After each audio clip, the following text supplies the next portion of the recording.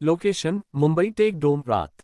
Visual description भविष्य का मुंबई, चमकते हुए कांच के गुंबद, उड़ते हुए ट्रैफिक ड्रोन, रोशनी से भरा आसमान।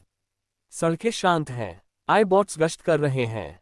शहर हाईटेक लेकिन ठंडा, भावनाहीन।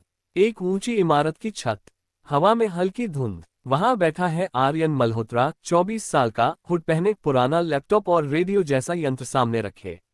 Voice over Aryan. कभी ये शहर जिंदा था, लोग चिल्लाते थे, हंसते थे, अब सब चुप है। अब सिर्फ मशीनें बोलती हैं, हम सिर्फ रिकॉर्ड होते हैं। आर्यन पुराने यंत्र पर कुछ बटन दबाता है, रेडियो जैसी आवाजें आती हैं। आर्यन बुदबुदाते हुए, फ्रीक्वेंसी 117.9 मेगाहर्ट्ज, यही थी। यही तरंग पापा सुनते थे, चलो देखता हूं क्या छिपा है। अचानक डिवाइस से टूटी फूटी आवाज आती है। रेडियो रिकॉर्डेड वॉयस, उद्धरण चिन्ह डॉट डॉट डॉट। अगर कोई सुन रहा है, उल्का संघ जिंदा है। प्रोटोकॉल 01 एक्टिवेट किया जा रहा है। आर्यन की आंखें चौड़ी हो जाती हैं। वह सीधे बैठता है। आर्यन चौंक कर, उल्का संघ, ये नाम, ये तो पापा की डायरी में था। Voice over Aryan. पापा कहा करते थे, अगर कभी सब कुछ मशीनों के हाथ में चला जाए तो उल्का संघ को ढूंढना वो ही आखिरी उम्मीद है। 3 साल पहले। विजुअल डिस्क्रिप्शन पुराना कमरा, दीवार पर मैप्स और पुराने दस्तावेज। मेज पर फैले हुए पेपर, कुछ रोटेटिंग होलोग्राम्स।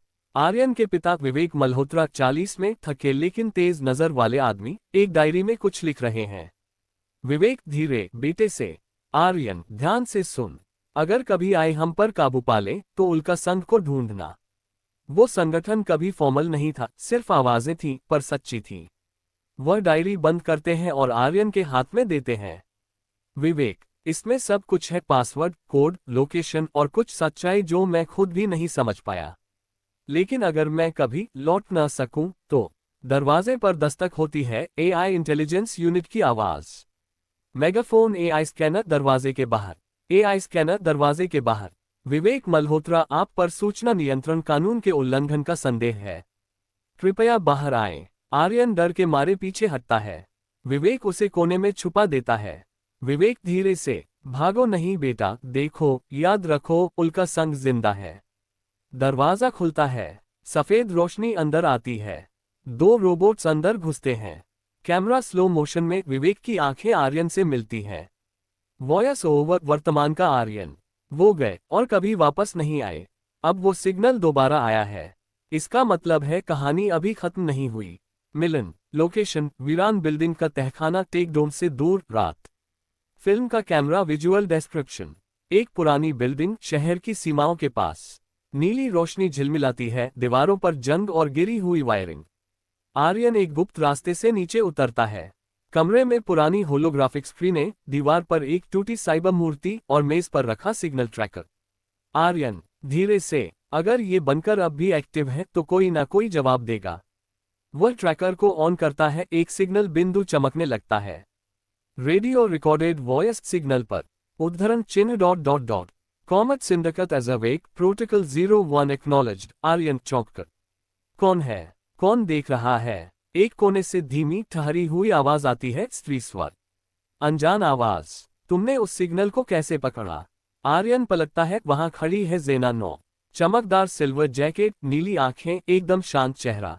उसकी चाल बिल्कुल मनुष्य जैसी, पर उसकी आंखों में कुछ अलग है, जैसे वे महसूस कर रही हो। आर्यन चौंककर पीछे हटते हुए, तुम कौन हो और ये दरवाजा बंद क्यों हुआ? ज़ेना 9 धीरे स्थिर स्वर में, दरवाजा मैंने बंद किया और तुमने फ्रीक्वेंसी 117.9 पर अनऑथराइज्ड सिग्नल एक्सेस किया। ये व्यवहार अपराध की श्रेणी में आता है। आर्यन गुस्से से, तो क्या तुम कोई सरकारी रोबोट हो? क्या अब तुम मुझे डेटा सेंटर ले जाने आए हो? ज़ेना -9 कुछ क्षणों के लिए चुप रहती है, फिर आगे बढ़ती है। ज़ेना -9, अगर मैं सरकार के लिए काम करती होती तो तुम अभी तक बंदी होते। आर्यन उद्धरण चिन्ह डॉट डॉट डॉट। फिर तुम हो कौन? ज़ेना 9 धीरे से। ज़ेना 9 पहली मशीन जिसे इंसानों की भावनाएं समझने के लिए बनाया गया था, और शायद पहली जिसने उन्हें महसूस भी किया। आर्यन संदेह से, महसूस, एक मशीन। ज़ेना 9 नजरें मिलाते हुए, मैं नहीं जानती क्या ये महसूस है, पर जब तुम्हारी तरह किसी को खोया हो तब कोई फर्क नहीं पड़ता कि दर्द को कोड कहो या भावना। आर्यन थोड़ा स्तब्ध होकर उसे देखता है। आर्यन धीरे से, तुमने भी किसी को खोया है। जेना -9, मैंने अपने निर्माता को खोया, उसी ने मुझे नाम दिया था, जेना। वो चाहता था मैं इंसानों की तरह सोच सकूं, अब मैं सिर्फ इंसानों के लिए सोचती हूं। कमरे में कुछ सेकंड का मौन। आर्यन धीरे से, क्या तुम उल्का संघ के लिए काम करती हो? जेना -9, मैं सच के लिए काम करती हूँ। और सच ये है कि तुम्हारे पास वो डाटा है जो OMNINET से छिपा हुआ है। आर्यन, मुझे सिर्फ अपने पिता को खोजना है। अगर तुम उसमें मदद कर सकती हो तो चलो, वरना ये दरवाजा खोल दो। जेना एक पल सोचती है, फिर अपनी हथेली की तरफ देखती है, वहां से एक नीली किरण निकलती है और दीवार पर एक 3D नक्शा प्रोजेक्ट होता है। जेना -9, ये लोकेशन है बनकर एक्स की। वहीं से तुम्हारे पिता का आखिरी सिग्नल ट्रैक किया गया था। आर्यन धीरे से आगे बढ़ता है, नक्शे को देखता है, फिर उसकी आंखें जेना से मिलती हैं। आर्यन, ठीक है, जेना 9, अब हम साथ हैं, लेकिन एक बात साफ है, अगर तुमने धोखा दिया तो मशीन हो या नहीं, मैं रुकूंगा नहीं। जेना 9 मुस्कुराते हुए हल्के स्वर में, अब ये इंसान वाली बात